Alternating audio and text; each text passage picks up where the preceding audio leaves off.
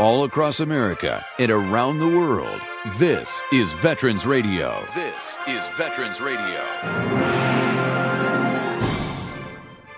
And now, your host for today's program, Dale Throneberry.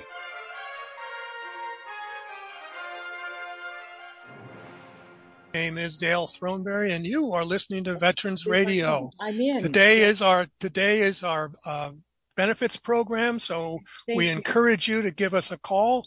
If you get a chance, the number is 734-822-1600. That's 734-822-1600. We are all on Zoom. We've got 4 or 5 people here on Zoom today, and evidently Zoom wanted updates for everybody. So it's been an adventure to get ourselves on the air, but we are here. And again, I was introduced. My name is Dale Throneberry. I was a CW2 helicopter pilot in Vietnam in 1969. And we wanted, again, welcoming you to our benefits program. Joining me today is, thankfully, number one is our legal help for veterans guru, and that is retired Brigadier General Ann Fausone, formerly an Air Force nurse, still a nurse, I think, in reality. But anyway, Ann, welcome to the program. Thank you, Dale, and still Air Force. So thank you so much. It's good to have you here. We're also joined today by another VSO. His name is Joe Battisford. I'm mispronouncing that, I'm sure. Nope, that's it. Oh, I got it. Cool. So Joe is from Houghton, Michigan, and is a VSO for Houghton County. He's the director up there. So, Joe, welcome to Veterans Radio. Hey, thanks for having me. We've also got another good friend of ours, and that is Nick McBrien. And Nick is a board member of Warrior and Caregiver United, and a recent veteran. You're always a veteran. What am I saying? A younger veteran.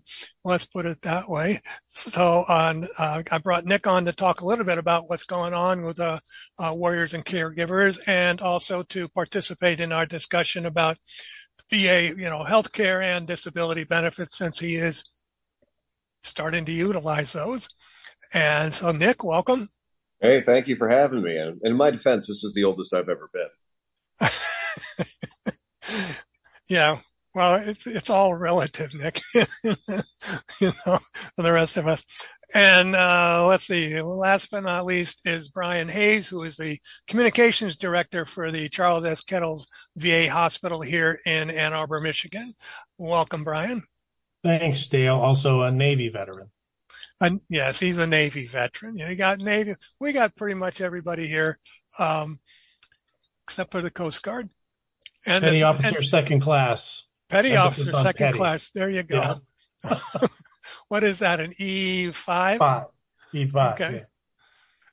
Yeah. I need to have one of those charts right in front of me that's got listed, what a petty officer is in regards to, a gunnery sergeant, in regards to master tech sergeant in the Air Force versus just a plain old buck private. Well, Navy confuses everybody because it's got its own system, and it's all very traditionally nautical. Yes, it is. Yes, it is. So I am happy to have everybody here today. And of course, we're here to answer your questions if you have any. And again, the number is 734-822-1600.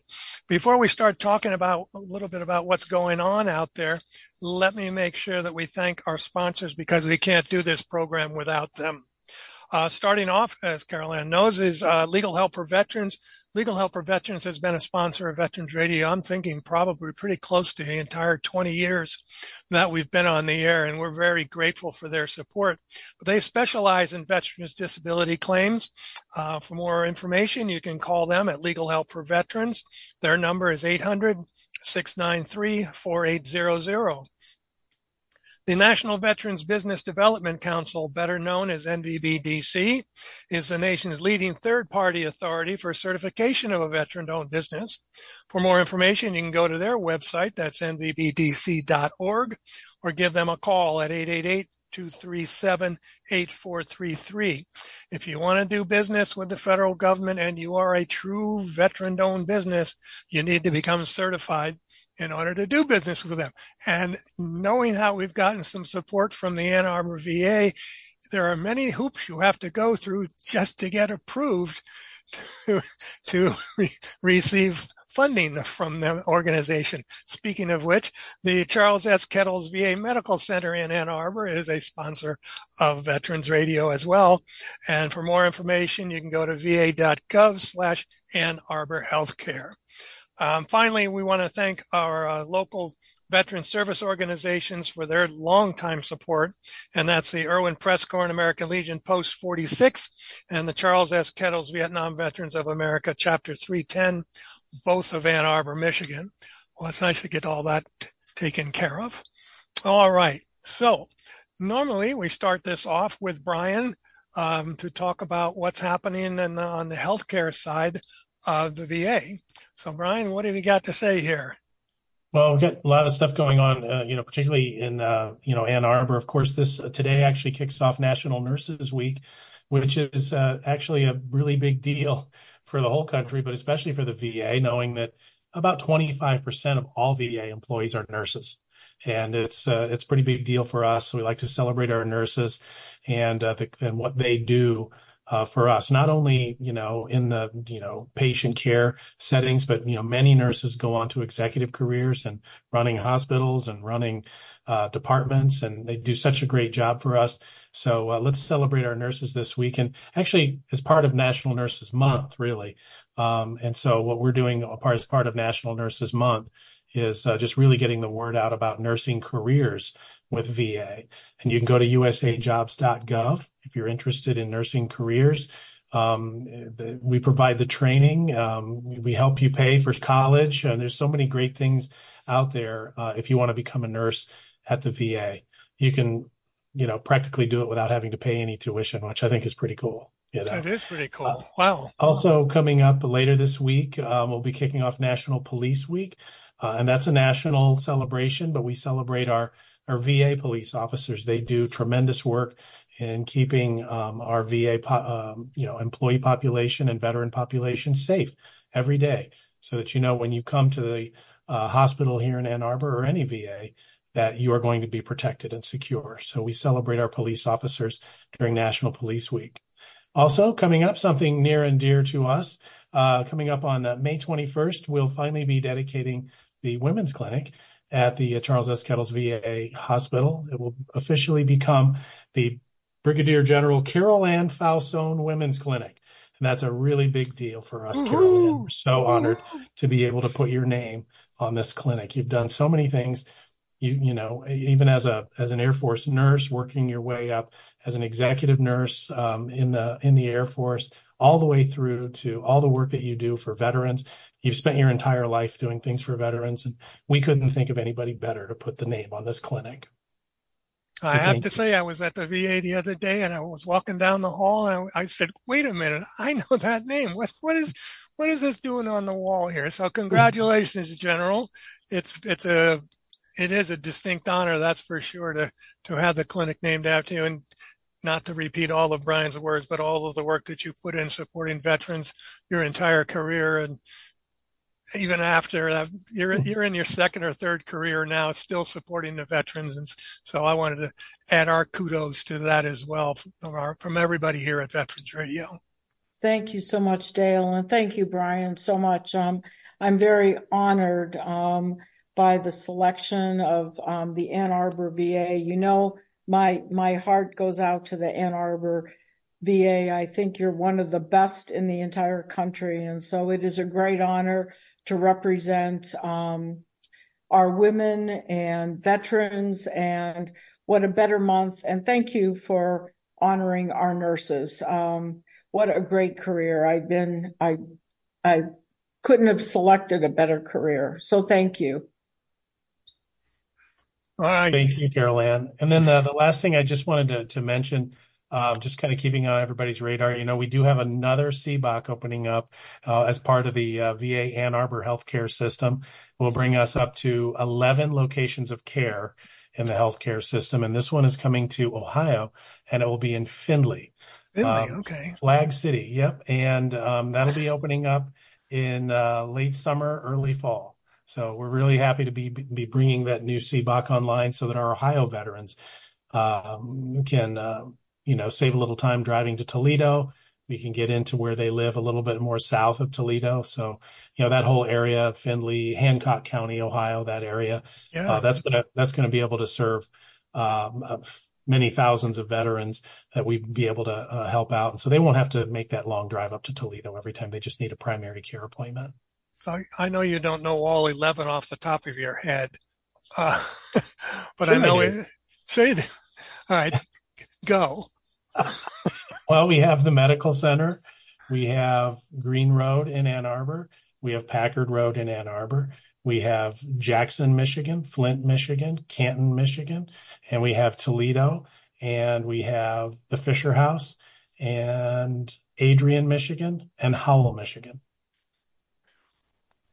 I hope that all. And I didn't even look at my notes. And I know that was right. I was very impressed by that. So I'm hoping that, as this program goes out across the country, that, people at other VA medical centers around the country can, call up and find out if they've got these VBOCs elsewhere. I mean, I know we're not, obviously we're not the only ones that have these. Yeah, we call them CBOCs. That's kind of a government word. It means community-based outpatient clinic, but it's really just a clinic. That's all it is. Yeah, but it's someplace where you don't have to go. That's right. All the way into the VA to get,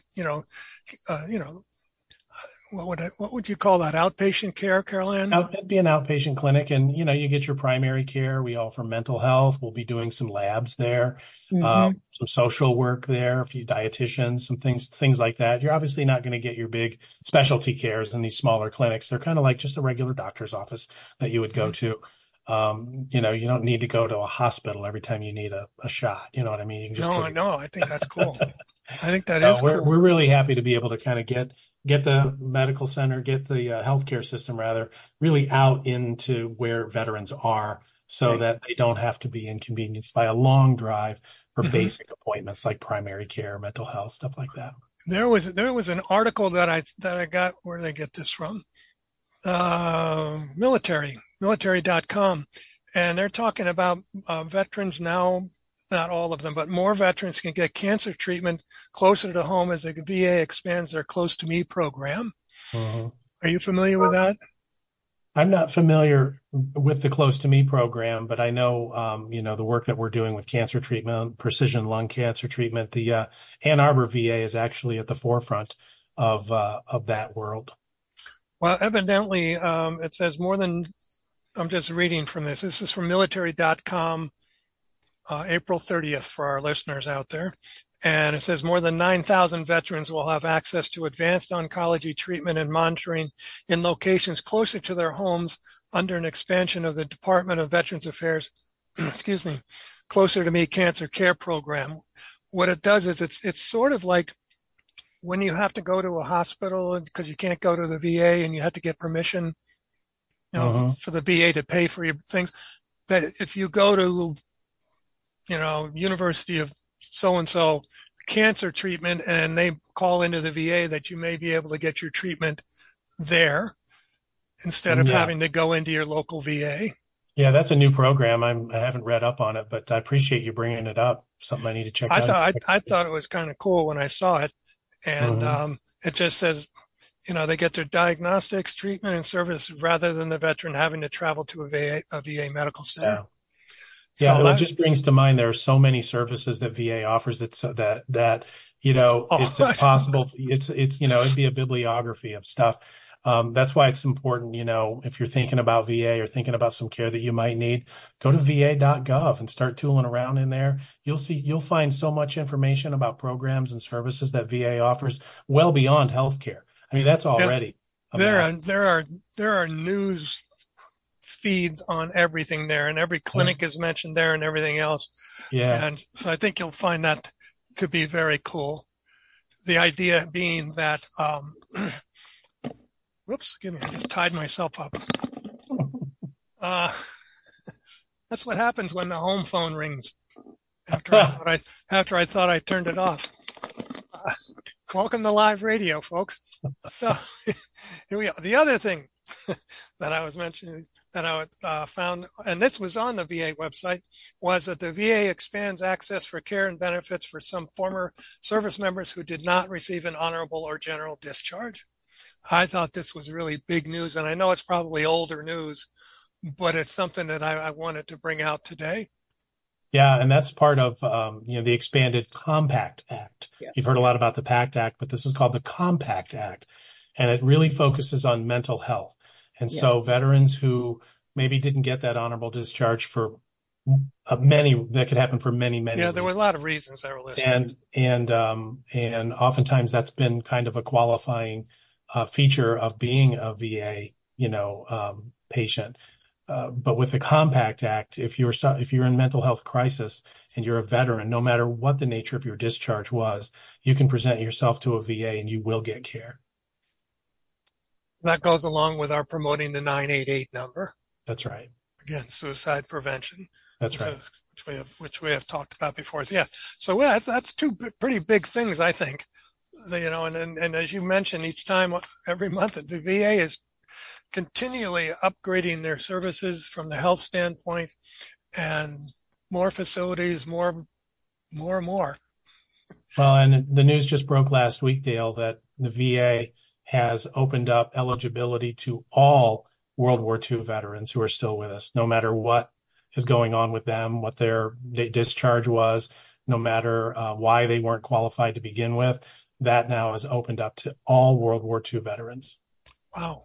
So that's great. If they've been denied in the past for reasons, there can be several reasons that can happen. They should apply again because they're probably leaving benefits on the table at a time in their life when they could really use them. Right. And I've been referring every World War II veteran I've found. I say, do you utilize the VA? No. Well, healthcare guys, you could go in there. In addition, in talking with Carol Ann at Legal Help for Veterans, we've found a couple of older veterans that suddenly find out that they're entitled to benefits that they never knew about. A lot of stuff. Yeah, a lot of benefits. Especially when they're needing help, home health care at this time. So, wow. Well, Brian, thank you very much. I encourage everybody out there that's listening, is to go to va.gov and just as Brian says, just root around in there. You're going to find all kinds of information of different types of benefits that you may be eligible for. And also, if you are utilizing the VA for your health care, all of your records are right there at your fingertips. If you want to find out what happened on that blood test yesterday, you can look at it. Even though you don't know what it says, it's all there. Yeah. Brian, I have a question for you because I'm hearing and we're getting more and more calls on this decision that came out last week about World War II veterans getting care no matter what the issue and applying for benefits. How do you read this if you're a widow or a spouse of a World War II veteran and you need, say, the aid and attendance assistance? Do you think that's applicable for that widow to go in and try to get those benefits? It might be a little easier to get care, or will it still be based on income? I'm not sure, Carol Ann. That's a great question. That's a real specific question that we could probably find, maybe for next episode to bring to the table next time, Dale, to talk about that. But when they open up eligibility, it's not limited eligibility, it's eligibility. So if that is available to eligible veterans, aid and attendance, to their widows, then it's available to World War II widows as well. Excellent. And I've been directing those individuals when they're like, where do we go to the VA, to apply? And I'm telling them, go to eligibility, because that's the that's the start of it. Mm-hmm. Go walk in the building and turn right about 100 feet. And oh, right. Yes. Right into the circle there. That's Right. right. It's right in the front. We moved it there on purpose. We Right. didn't want people having, people that have to do day-to-day business with the VA to have to traverse multiple floors to just take care of a form or something, right? So we moved all of that sort of, business office kind of functions right to the front door. And I've also told them the great county counselors the county counselors could help you, VSOs could help you in your communities. That's right. That's also a great place to start with this eligibility. Yeah, absolutely. Well, And if you and I beat this drum before. I'm sorry, Dale, I'll say this one more thing. I beat this drum before, and I think I do it every month. If you've applied before and been denied, please continue to apply again. Yes. Eligibility, as we've talked about for half of this episode so far, eligibility changes on a regular basis. Yes. And, your denial may now be perfectly fine for you to become eligible for healthcare at VA. So, just keep applying and try to get in. Things change all the time. They do. They do. Once you're in, you're in.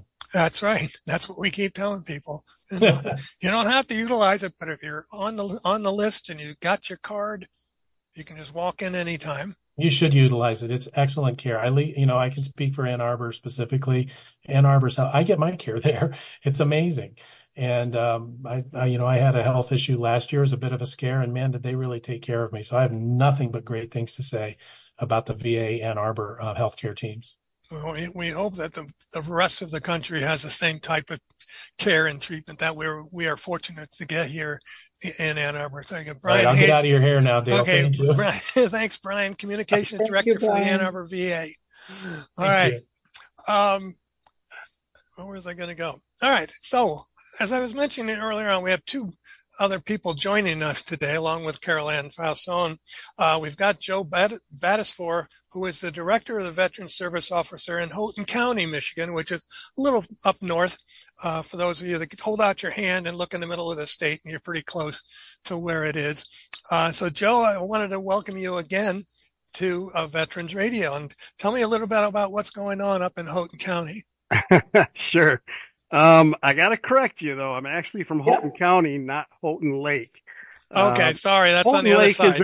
Nope, it's in the UP. So we're about 500 miles away from Lansing. Christmas. I'm sorry. Different. You have to have your other hand. You got to put your other hand up there. There you go. And where your thumb is on your other hand, sticking straight up, we're in the Keweenaw Peninsula. So a lot of people confuse us with Wisconsin. We are quite a ways up there. So. All right. Well, that's my geography lesson for the day. Yep. So we're all known as Yoopers in the UP, and proud of it. So, well, that's understandable. So tell me, real quickly for our audience that you told me that you retired about 8 or 9 years ago. Yeah, I served in the United States Army for 28 years. I retired as a master sergeant in 2016. And then about a year later, I started working for the county of Houghton as a service officer, and have been able to help grow this office since that time. We have 2 full-time veteran service officers that are accredited, and then we have a part-time accredited veteran service officer / receptionist that works in our office. All right. That's great.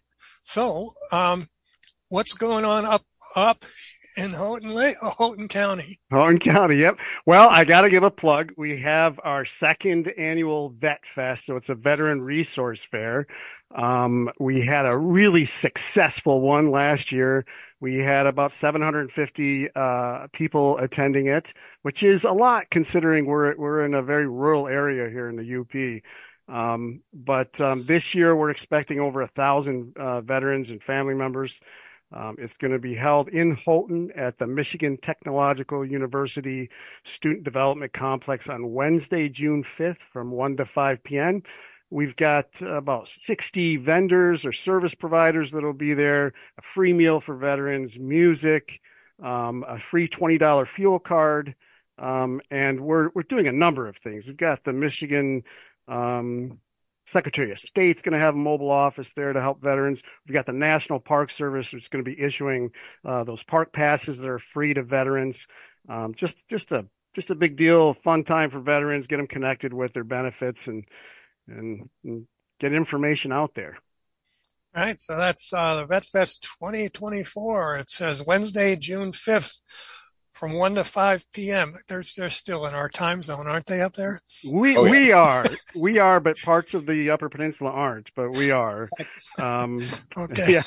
Yep. So it's put on by our county, but that's open to all veterans. We had veterans who happen to be visiting our area for tourists stop in. We've had people from all over the Upper Peninsula and Wisconsin stop in, and it's just a good time. I think that's it. I mean, we have a Vet Fest coming up here in August in our local area, and they're just a great opportunity for veterans out there to find out what's going on in their local area.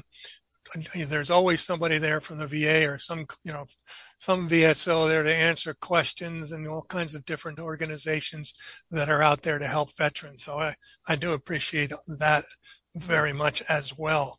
So the Vet Fest, I'll have to remember where that is. Write it on my thumb so I can get up there and find it. So let me talk to Nick, because I know he's got something coming up too. So Nick McBrien is a. Wait a second, you're not Army, are you? I am Army. You're an Army veteran. Okay, yeah. Good. Okay, that's the other guy. He's a Marine. Yeah. So you were in the Army for how long? I was in for just over 7 years. So I was medically discharged after getting an IED exposure, and that's all she wrote. But I was a medic, and I've served with 10th Mountain and 2nd Cav. And and I do want to say, Joe kind of understates his Vet Fest. He's actually got one of the largest in the state, arguably the largest. So if you get a chance to make that trek, I highly suggest it. The Vet Fest is huge. Yeah. Okay. You got golf carts shuttling people around, don't you, Joe? Yeah. We did it for the first time last year, and we had a lot of the VA rep from the Detroit regional office say it's the largest he's been to. A lot of the Veterans Health Administration people said it's the largest. So I don't know.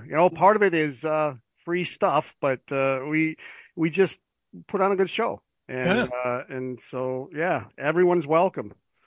Well, speaking of a good show, I see, as I mentioned earlier, that Nick is on the board of Warriors and Caregivers United.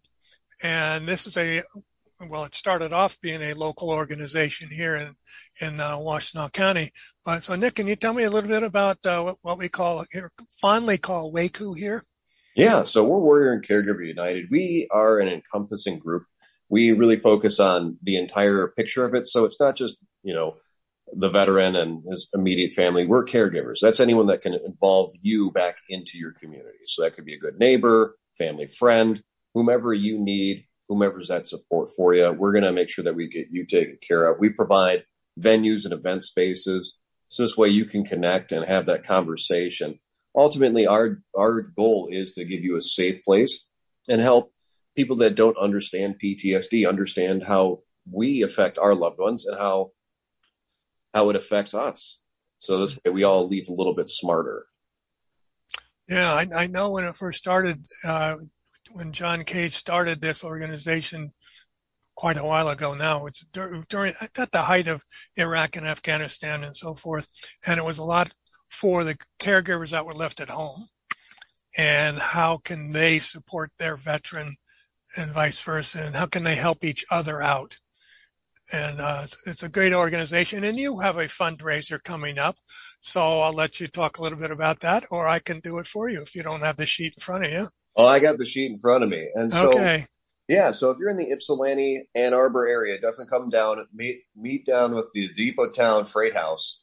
It's on May 17th from 6 to 9 p.m. We're going to have a live auction and music and some testimonials. All proceeds are going to go to Warrior and Caregiver United as we attempt to save one more. Now, the nice thing is if you pre-purchase your ticket for $20, and you can do that with John Kinzinger, we'll put his information out there for you. He gave me his personal number. I'm going to give you his email. That's going to be John Alva. That's going to be JOHNALVA @AOL.com. And so go ahead and email him with your information. He'll reach out to you and help you get that pre-purchase ticket for $20. And the benefit is that at the Sidetrack Bar and Grill, your meal will be half off, but that does not include drinks. But if you want to buy tickets at the door, they're $15, which doesn't give you that same discount. And we've got a few events coming out there. We got a couple of musical entertainments. We have former Miss Michigan musicians, Melissa Bernard and Stacy Mason, and singer and songwriter Kelly Trudell. So definitely come out and show your support for Warrior and Caregiver United. Very well done. Good. Yes. That's Friday, May 17th from 6 to 9 in Ypsilanti, Michigan, in Depot Town at the Freight House. Oh, good. They're using that again. So it's $15 at the door, $20 in advance. And we'll get this information up on our website for you as well to make sure that you go to this. And we've had Kelly on our program. She's an incredibly talented musician and writes some beautiful songs. So if you get the opportunity, head on out there. It's the way it goes, Warriors and Caregivers, in supporting, connecting, and helping one another. All right. So lots of things going on in the world. We're going to take a real quick break here. Coming up next, we're going to be talking about disability benefits. And so if you have any questions on those, give us a call. The number is 734-822-1600. You're listening to Veterans Radio. We will be right back. The Medal of Honor is the highest award for valor in combat given a member of the Armed Forces of the United States. There have been over 3,400 recipients of the nation's highest award. This is one of them. Hospital Corpsman John Kilmer died shielding his wounded comrade with his own body. Details after this. If you have a VA claim denied by the Board of Veterans' Appeals, contact Legal Help for Veterans at 1-800-693-4800. They're experts in handling cases before the U.S. Court of Appeals for Veterans Claims. Their number again, 1-800-693-4800. Why do I serve in the U.S. Navy? For freedom. Freedom of religion. What America stands for. Why do I serve in the U.S. Navy? For honor. Everybody. And watch out for everybody.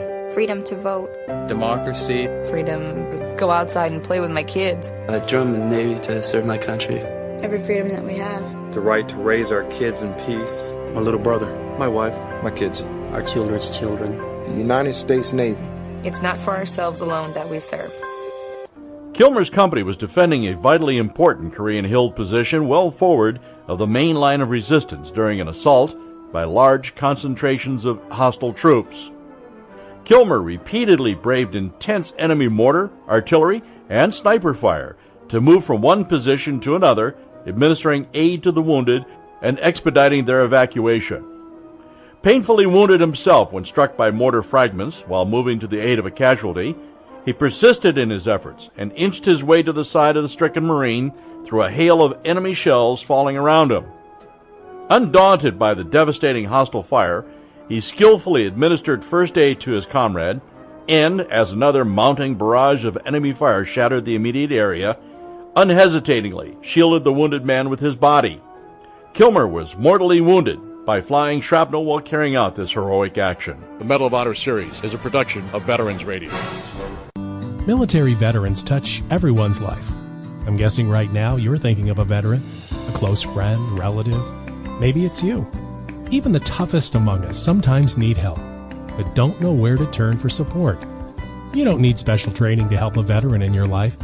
If you know a veteran in crisis, don't wait. Reach out.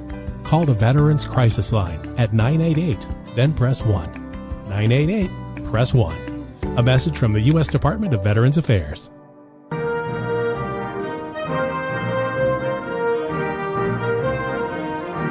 Okay, we are back here on Veterans Radio, and it's benefits time. Let's see if we can talk a little bit about benefits. And so Carol Ann Fausone is from Legal Help for Veterans, and we've got Joe Battisforth from Houghton County, Michigan, who's a VSO up there and at the Veteran Services up there. So if you have any questions that you'd like answered about benefits or questions about benefits in general, give us a call at 734-822-1600. So Carol Ann, what have you been hearing lately?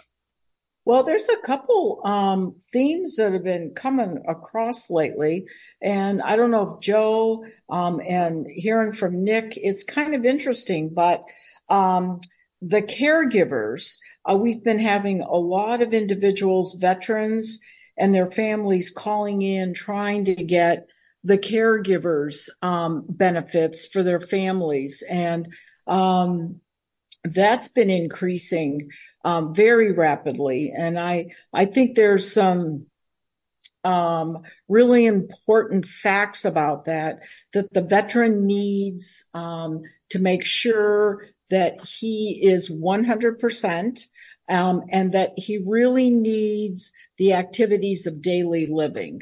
And that, there's somebody, depending on which of the three, there's 3 different caregiver programs that the VA offers, all through the social work. And you need approval from your primary care team at the VA. And so that's also really important. But a lot of families, clients have been calling in. I did a podcast on it. I did an ebook on it. All of those are available on Legal Help for Veterans, all free. Take a look at, become more aware of the program. But that's been a hot topic lately. And then getting back to the question I asked O'Brien, the DIC, the death indemnity claim, the benefit for a widow after their spouse has passed away, that's been a call lately. Quite a bit of calls as to the time frame, and that does not have a limit, a 1-year limit after death. You could get that benefit. It's timeless. So those are a couple of the things that have been more calls lately that we've been seeing. I don't know if you get some of those same issues, Joe, up in the UP. And when I didn't want to correct our host right away out of the chute, but when I was in Veterans Affairs, I would love to go to the UP, and we had the Marquette. We had in Marquette, we had the Veterans Home, and I would love to travel in the UP. And so I knew how far away Houghton was when I'd go to Escanaba. And so we'll have to get Dale up there to see how far Houghton is. Yeah, we'll have to do that. I always have to travel downstate for conferences and so forth, and people just, it's hard to believe that you can travel in the state of Michigan for 12 hours and still be in the state of Michigan, and from one end to the other. It takes us the same amount of time to drive to Detroit from Houghton as it would take somebody from Detroit to drive to Washington, D.C., which that just blows people's minds, but it is a long distance. But it's a wonderful place. You'll have to come up here and see us. We do see a lot of inquiries and issues with the caregiver program, and there's a lot of misconceptions on that. You do have to be 70%. The veteran has to be rated 70% or greater.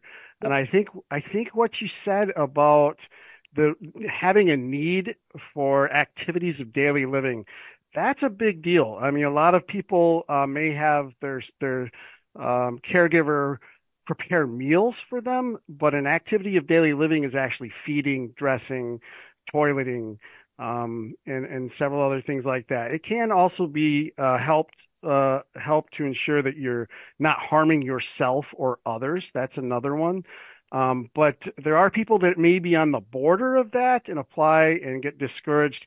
One of the biggest things I see with that is that the veteran may actually be getting help with activities of daily living, but it's been a while since they visited their VA caregiver.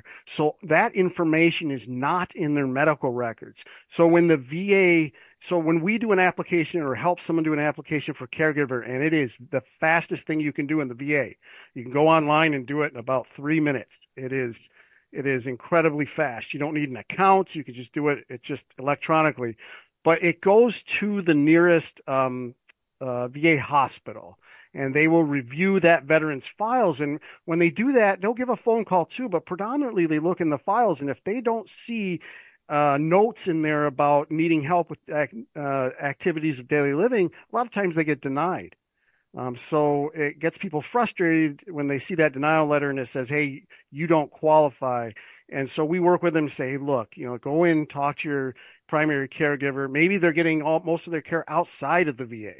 And I say, look, get those medical files, get them into the VA hospital, update them, let them understand where you are. And then you have a couple of options when you get denied.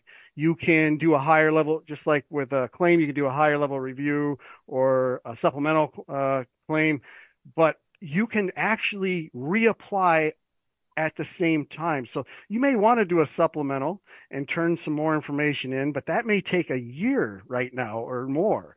But you can actually also simultaneously just put a new application in. And so your supplemental might affect a back pay or something if it ever goes through, or a higher level review. But just reapplying is the fastest way to get back in the game and maybe get that benefit rolling. And the other issue with that program, like you mentioned, there's a couple of different parts of it.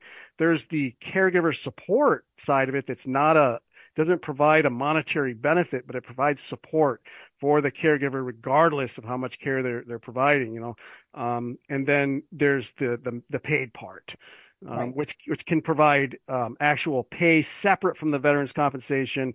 And actually, if the caregiver has no other health care, it can provide health care under the CHAMP VA program for that caregiver. So it's a pretty good deal. That's great, Joe. Yeah, we, with the 3 different programs, and you just have to know what's going on. I just dealt with a veteran who had 24 hours of care per week, but his wife got hired with another program and he wanted to drop that and he wanted to go with his wife's, home care company. And I said, you need to be careful, because if you drop your 24 hours of care, there's nothing saying that you're going to go in and be able to do the direct program and how quickly that's going to be picked up. So you're out there, you're trying to help them and you're trying to give them guidance, but sometimes they don't understand how much time it takes to the leapfrog. I'll use that word, from one program to another to get it approved. And, it's really hard to explain sometimes, to say, don't drop this program. You're getting 24 hours of care. And it's really helps you, with this program. So, I just, sometimes it's just like patience, but this program is a good program. And I know it gets complicated for them to understand, but I've been seeing a lot of denials lately. And I think some of the denials are because the veteran is at a higher level of independence. And I've had to explain, if they're still driving and they're still doing some of those activities that other veterans do not have, they're going to continue to be denied. But once you lose that, and if you do have a stroke or your health diminishes, you got to get it into your record. So that was an excellent point, and you do have to communicate that. Yeah, I agree, General. It's sometimes it's just communicating. It's explaining the program to people, and we put a high value on all of the stuff that we do here is explaining it, explaining how is that factored, why did that decision, and then we'll take a look and see, was it an accurate decision? Is there evidence that that's not, that you do need that extra help, or is it, like you said, something that maybe it will come in the future if you need more help with ADL. Right. So now, as Dale, as you know, we're talking benefits, but this healthcare issue that we're talking about, the caregivers, this is a program out of the VHA, out of the hospital side, the healthcare side, but we work really well with that, with the benefit side, because I think it's hard to separate, one of your clients who needs care, you get them the benefits, but everything is delivered through the healthcare side, the hospital side, as we were talking to Brian. Right. And so you got to go back to your team. And this is a social worker problem, social worker program. And so, if you have a good communication with your social worker and your team, your physicians, your nurses, and the social workers. I know at the VA in Ann Arbor, it's on the 3rd floor, and I direct people exactly where to go. Go sit and talk to them, and they will help you with this program. Well, I think it's the information and the educational aspects of, what people need to know. And that's what you and Joe and, all of us are trying to do out here, is to just get the word out, because, so many veterans are unaware of what they're entitled to. It's surprising, and discouraging sometimes, I'm sure, to realize that they don't understand what they are entitled to, or even the smallest thing. It was very interesting. I had a talk with Joe before we went on the air, and I was complaining, whining a little bit about, we worked real hard. I've been working with Carol Ann and Legal Help for things, and you finally get that 10%, approval, and your benefit doesn't go up. I mean, the cash doesn't go up. But I learned from Joe that actually your percentage of disability does go up in the VA's mind. Am I explaining that right, Joe? Yeah. So if I'm 40% and I got another 10%, but I didn't get bumped up, now I might be at 43%. Well, if you were at 40% and you got 10%, you would have been bumped up. But I know what you're saying. So when the VA calculates, they start with your highest percentage, subtract that from your whole person, and it leaves a remainder. And so each time you get a percentage, they apply that to what's left. So it's like a diminishing return. But as to what you were saying is, I often calculate the actual rating that the veteran has and explain it to them. So like in your case, you say, hey, I'm at 80%, I got this 10% and I didn't move. Well, I explain it, show the veteran what their actual calculated percentage is. And that really could mean you might have been anywhere from 75% to 80. You might have moved somewhere between 75% to 84%. And that's why you stayed at the 80% as far as compensation pay. And so again, it's all about explaining things. And you moved, if you did move, yes, that's kind of a disappointment that, like, hey, I didn't move up to the next bracket, but you did actually move up. And then if you do have other conditions that increase or new conditions, another 10%, say after that, you're that much closer and you may actually go over at the next threshold. So that's just explaining it. Yep. It sounds like my grading process. I think I think I should get rounded up for just attendance purposes. I'm always there. What are you doing to me? You have to help your students, Dale, get some extra credit. So yes, think of that. That's what I'm looking at it now. I'm trying to think of another project I can come up with that shows that. Well, that sounds like some Dear Officer Krumke, right? The other thing, and I was thinking of Nick, but with the caregivers, it's kind of neat if you get approved with the comprehensive, you could have anywhere from 1 to 3 caregivers and you could all get paid. And the more caregivers in there, the better, because as we all know, it's hard to be only one caregiver.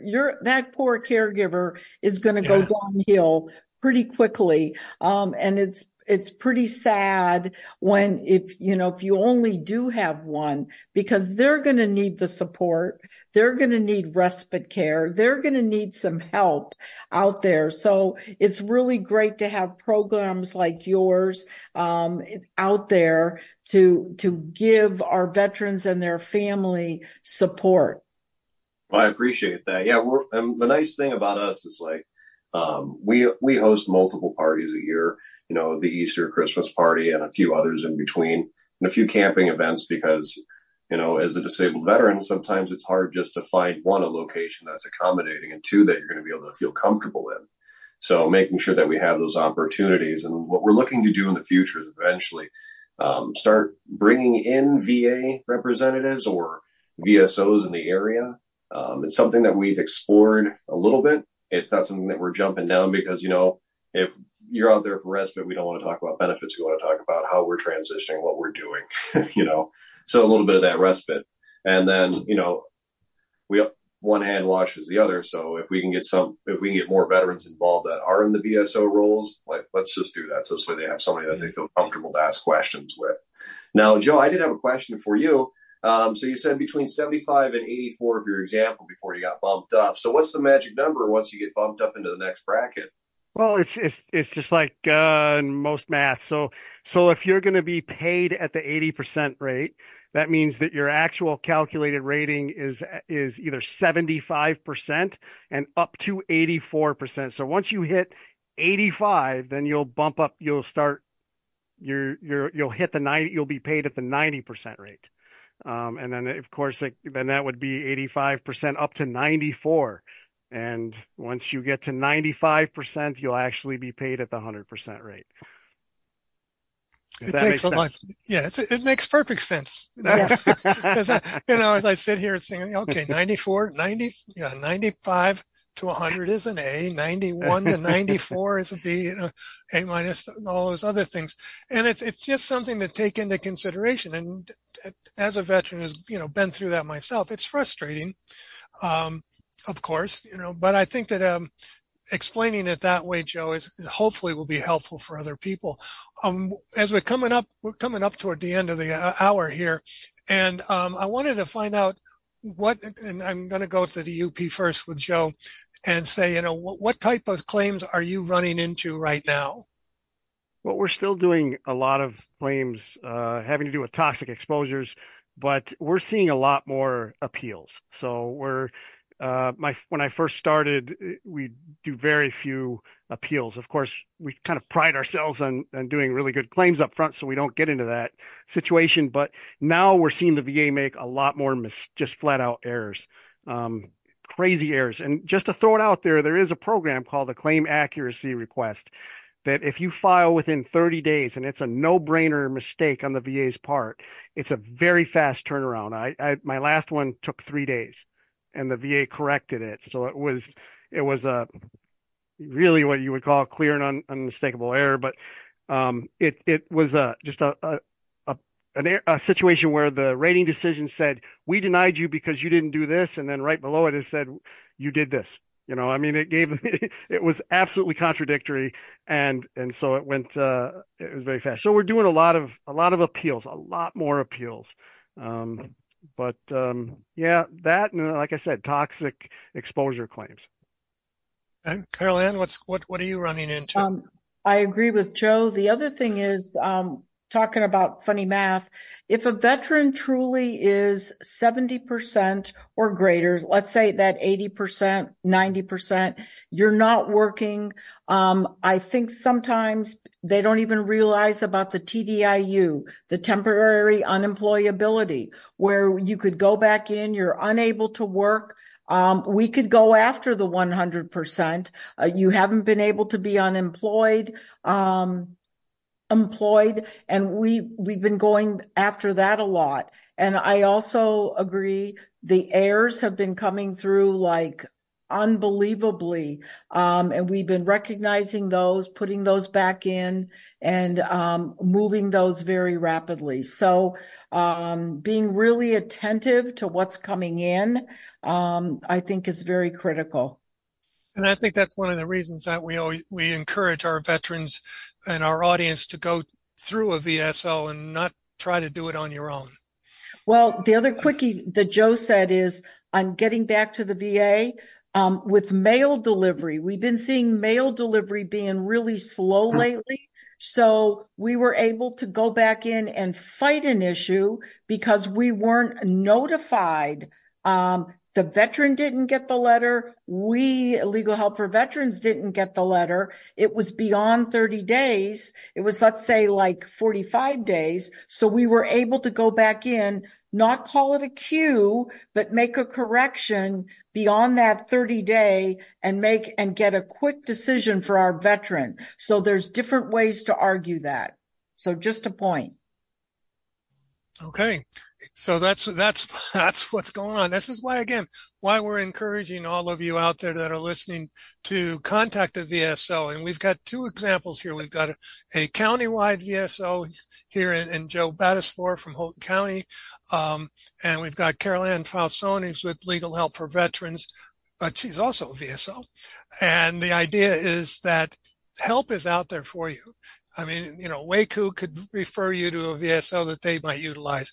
All these different veterans organizations, we strongly encourage you to contact them and, go to the Vet Fest. There's usually a representative from the VA right there to answer your questions. You may say, well, I did this and, I broke my hand when I was in basic training and, I hadn't done anything about it for 20 years. Well, here's your opportunity to get that. So I want to make sure that I thank all of you for being on Veterans Radio, especially our new guys. Joe, thank you very much for coming all the way down here through the magic of Zoom. Thank you for having me. Thank you. And Nick, thank you very much for filling us in on what WACU is up to. And thank you for the lead and putting me in touch with Joe. It's greatly appreciated. My pleasure. Excellent. And I encourage everybody to, check out the Legal Help for Veterans website because there's some great information in there, all Carol Ann's ebooks that are there. It's great reading, very easily read information that I think would really help you out. And finally, I have to remind everybody that Veterans Radio is having its own fundraiser at the Carlisle Grill on Sunday, May 26th. That is, check out our website. We got to go. You are dismissed.